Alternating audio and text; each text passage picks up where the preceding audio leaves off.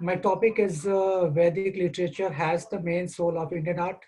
जैसा कि हम जानते हैं कि हमारे लिटरेचर में, माइथोलॉजी में और हमारे आर्ट और लिटरेचर की जो कनेक्टिविटी है वो किस हद तक एक दूसरे से मेल खाती, किस एक दूसरे से जुड़ी हुई है, इसको जानने समझने के लिए हमने एक छोटा सा प्रयास किया है। और इससे के कुछ एविडेंसेस जो हमारे लिटरेचर में, हमारे वैदिक लिटरेचर में और जो हमारे मैथोलॉजिकल लिटरेचर्स है उसमें मिलते हैं। तो फर्स्ट ऑफ ऑल मैं एक एक करके स्टार्ट करना चाहूँगा। दिस इज फर्स्ट ऑफ जो कि कला जो कि कल ऐसा माना जाता है, कुछ विद्वानों का मत है कि कला संस्कृत के कल धातु से आई है, और कुछ और विद्वान ऐसे हैं जिनका मानना है कि कल ना होकर के ये क धातु से है। और अगर हम बात करें राय कृष्णदास की और अनंत कुमार स्वामी जी की, तो उनके अकॉर्डिंग ऐसा माना जाता है कि जो अग्निदेव का जो चित्रण है वो ऋग्वेद में फर्स्ट टाइम ऐसा ऐसा मिलता है कि ऋग्वेद में अग्निदेव के चित्रण को जो लेदर के चमड़े के ऊपर किया गया था वो पहला पेंटिंग माना जाता है जो हमारी वैदिक लिटरेचर में जिसका साक्ष्य मिलता है। जो कला है उसको पहला जो शब्द जो यूज हुआ हमारे वैदिक लिटरेचर में, जहाँ पे हमें शिल्प शब्द यूज हुआ, जो जिसे हम कला का दूसरा शब्द कह सकते हैं। और इस शिल्प शब्द को दो सब डिवीजन में किया गया, जिसमें एक है ललित कला जिसे हम फाइन आर्ट्स कहते हैं, और दूसरा हुआ उपयोगी कला। इसी तरह से हम अगर आगे चलते हैं, हम देखते हैं कि महर्षि पाणिनि ने कला का बड़ा ही अच्छा वर्णन किया है, और उनके अकॉर्डिंग भी कला को दो रूपों में डिवीजन किया गया है। एक तो है चारुशिल्प और दूसरा है कारुशिल्प। चारुशिल्प वो कला जिसमें हम फाइन आर्ट्स, जिसमें पेंटिंग, नृत्य, म्यूजिक, इस तरह चीजें आती हैं। सेकंड है कारुशिल्प। कारुशिल्प वो जिसमें हम design, applied arts, commercial, craftsmanship, ये सभी चीजें आती हैं। तो ये हम कह सकते हैं कि जो हमारी ये जो अभी डिजाइन की पद्धति है वो हमारे वैदिक लिटरेचर के साथ ही चली आ रही है, जिसका डेवलपमेंट फॉर्म है, एक डेवलप फॉर्म है। अगर इसको हम थोड़ा विस्तृत में समझना चाहें तो हम कह सकते हैं कि जो हमारे हवन कुंड हुआ करते थे, जो हमारे ऋषि मुनि पूजा और यज्ञ किया करते थे, उस समय जो उनका स्ट्रक्चर था यज्ञ का हमारे, वो भी एक ज्योमेट्रिकल फॉर्म में, एक लाइन फॉर्म में होता था, और उसके चारों साइड में डेकोरेटिव फॉर्म यूज हुआ करते थे। तो हम ये नहीं कह सकते कि हमें कला का ज्ञान अब जाके हुआ है, पहले नहीं था। इसका साक्ष्य हमारे बहुत पहले से मिलता है हमारे वैदिक लिटरेचर में और विभिन्न प्लेसों में। अगर हम कुछ लिटरेचर, वैदिक लिटरेचर की बात करते हैं, तो जो एक नाम आता है जिसका याद आता है, महर्षि वाल्मीकि जी ने अपने रामायण में इसको साक्ष्य के रूप में प्रस्तुत किया है, जहाँ पे लता गृहाणी चित्राणी चित्ताक्षरग्रहणी या इच्छा। तो इस श्लोक में उन्होंने ये जिक्र किया है, जब भगवान हनुमान को कैद कर लिया जाता है लंका दहन के दौरान, तो उनको वो लंका में जाते समय उनको बहुत सारी चीजें ऐसी दिखती हैं जो कला का साक्ष्य कहती हैं। ऐसा माना जाता है कि रावण के महल में बहुत सारी कलाशालाएं थी, बहुत सारे कला के चित्र थे, और उनके जो वॉल और डेकोरेशंस थे वो एक अद्भुत अलंकृत डिजाइन से भरे हुए थे। सिर्फ महर्षि वाल्मीकि रामायण की एक और जगह पे लिखते हैं कि कंचन चित्ता अग्निमम, जहाँ पे वो कहते हैं कि जो रावण का जो रथ था, जो चैरियट था, उस चैरियट की जो साइड की जो दीवार थी वो गोल्डन डिजाइन पैटर्न में पेंट की गई थी। तो ऐसा नहीं है कि हमारा आर्ट आज डेवलप हो गया या कुछ साल पहले डेवलप हो गया। इसके साक्ष्य को अगर हम देखें, हमारे वैदिक लिटरेचर में देखें, हमारे मैथोलॉजी में देखें, सेम इसी तरह से अगर हम आज बात करते हैं महाभारत की, तो महाभारत में दो बड़े कला के बड़ा ही सुंदर वर्णन मिलता है। एक तो मिलता है सत्यवान। ऐसा माना जाता है कि सत्यवान को चाइल्डहुड से ही हॉर्स से बहुत लगाव था, और उस हॉर्स को लगाव की वजह से वो क्ले से हॉर्स को क्रिएट कर किया उन्होंने, और अपने वॉल, जो महल का वॉल था, उस पे भी उन्होंने बहुत सारी ड्राइंग्स हॉर्स की। एक तो ये था महाभारत में जिसको वर्णन मिलता है कला के बारे में। दूसरा वर्णन मिलता है युधिष्ठिर जी के पैलेस की, जहां पे ऐसा माना जाता है कि ऐसा इल्यूजन पेंटिंग था जहां पे वाटर को एज अ टाइल्स और टाइल्स को एज अ वाटर बनाया गया था। तो ये एक जो अतिशक्ति होगी जो कला की, जो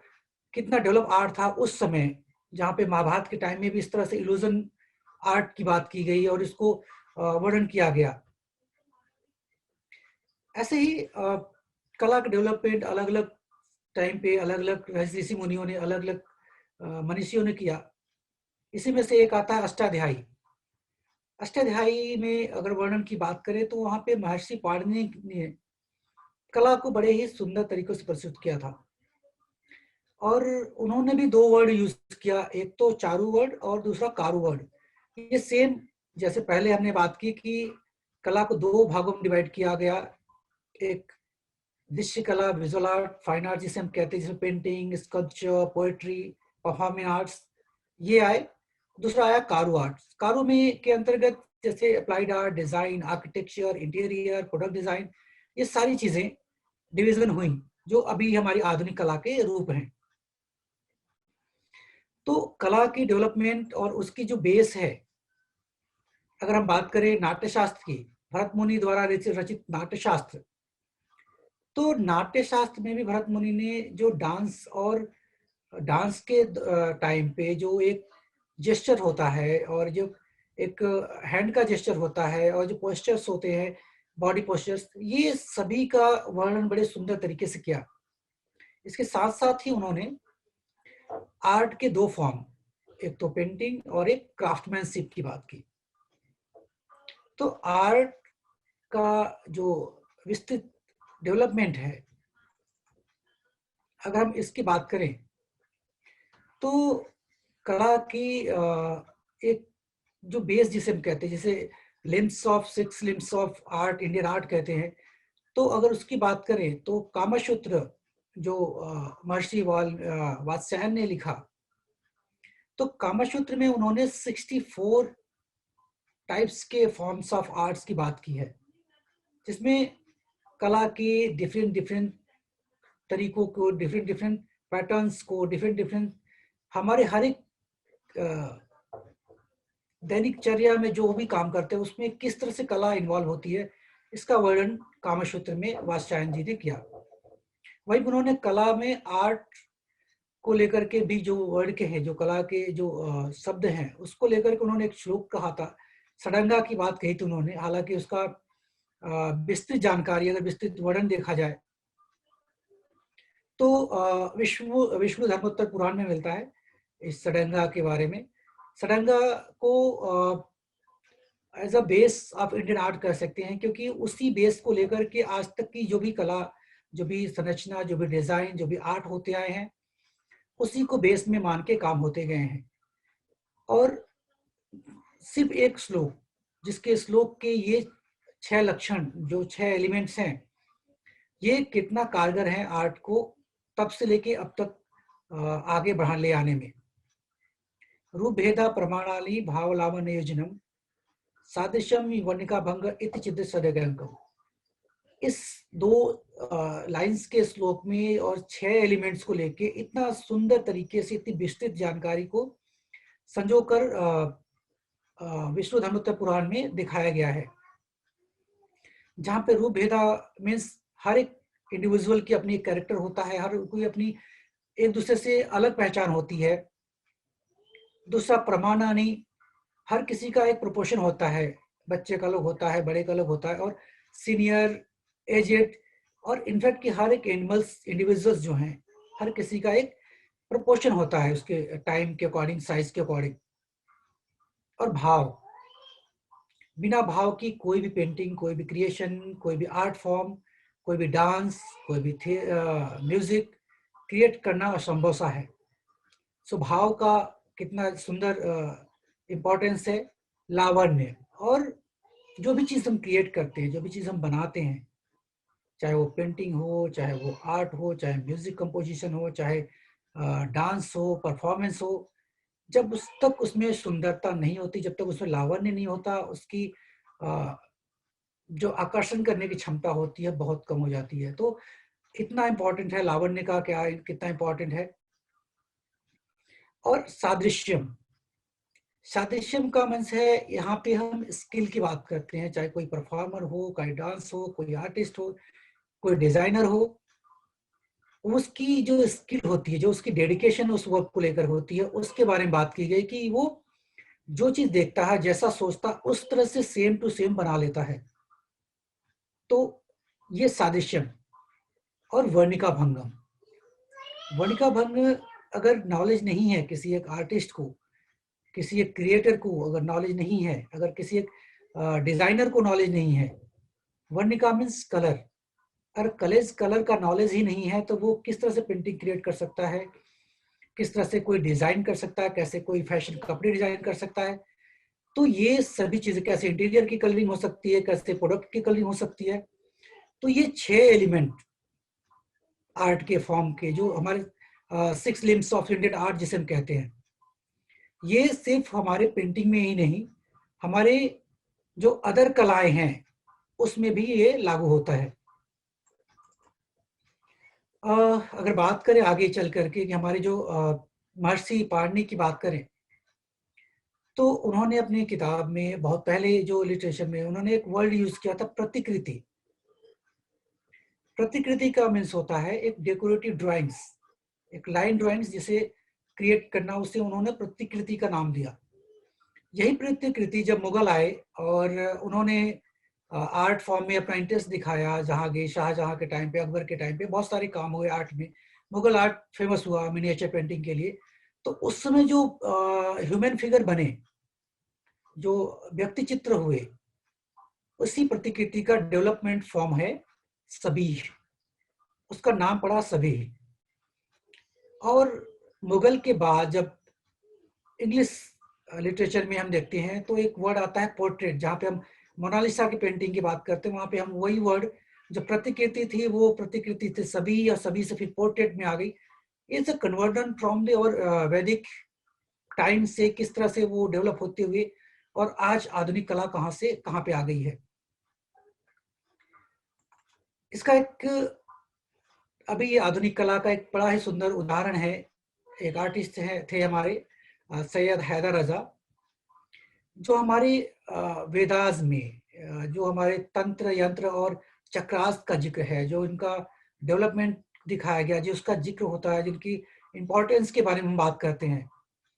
वो चक्रास और तंत्र यंत्र को लेकर के सैयद हैदर रजा जी ने एक सीरीज ऑफ पेंटिंग क्रिएट की है, जो उनकी लाइफ टाइम सबसे उनकी आइडेंटिटी, उनकी एक पहचान बनी वो उस टाइम। तो कितना इम्पैक्टफुल है ये वेदास के जो कैरेक्टर से जो एलिमेंट्स हैं, जो उसके डीप फिलोसफी और थियोरी है, किस तरह से एक लिटरेचर हमारे वैदिक टाइम से अब तक जुड़ते जुड़ते और इस आधुनिक टाइम तक भी हमारे साथ हमें संभाले हुए खड़ी हुई है। तो ऐसा कहना कि हम आर्ट, लिटरेचर, कला कुछ भी हम करते हैं, और वो हम आज के आर्टिस्ट, क्रिएटर जो भी है, because I am also artist and I can understand कि हम वेस्टर्न के साइड में टूवर्ड्स मोस्टरसाइज उनके आइडियाज को ले रहे हैं, उनके टेक्निक्स को ले रहे हैं, जबकि हमारा भंडार जो है वो इतना भरा हुआ है आर्ट, कल्चर और लिटरेचर, थ्योरी और इतनी जानकारियों से भरा हुआ है। हमारा वैदिक लिटरेचर इतना गहरा, इतना मजबूत है कि जिसकी बेस पे हम बहुत बड़ी क्रिएटिविटी, एक नई पहचान दुनिया को दे सकते हैं, अपने कला को भी और अपने संरचनात्मक दृष्टिकोण को भी। मेरा ये रिसर्च पेपर प्रेजेंट करने का, इस टॉपिक पे काम करने का ये था कि जो हमारे आर्ट से रिलेटेड, जो हमारे इस संरचना और क्रिएटिविटी से फील्ड जो जुड़े लोग हैं, वो वेस्टर्न की तरफ ना जाके अपनी वैदिक, अपनी जो वैदिक लिटरेचर है, जो हमारी वाइथोलॉजी की वो है, जो हमारे नैतिक मूल्य हैं, जो ट्रेडिशन है, उस ट्रेडिशन को फॉलो करें, उसको देखें कि कितनी जानकारियाँ, कितना इंफॉर्मेशन और कितनी इंटरेस्टिंग चीजें भरी पड़ी हैं इस क्रिएशन, इस इंडिविजुअल के काम के लिए। I hope this paper will help to motivate the peoples and think that कि वो आर्ट की तरह, अपने भारतीय नैतिक मूल्यों की तरह, ट्रेडिशनल और वैदिक जो लिटरेचर है, जो उसकी गहराई है, उसको समझते हुए नए कामों को आगे करेंगे। So thank you so much once again for giving me such a great opportunity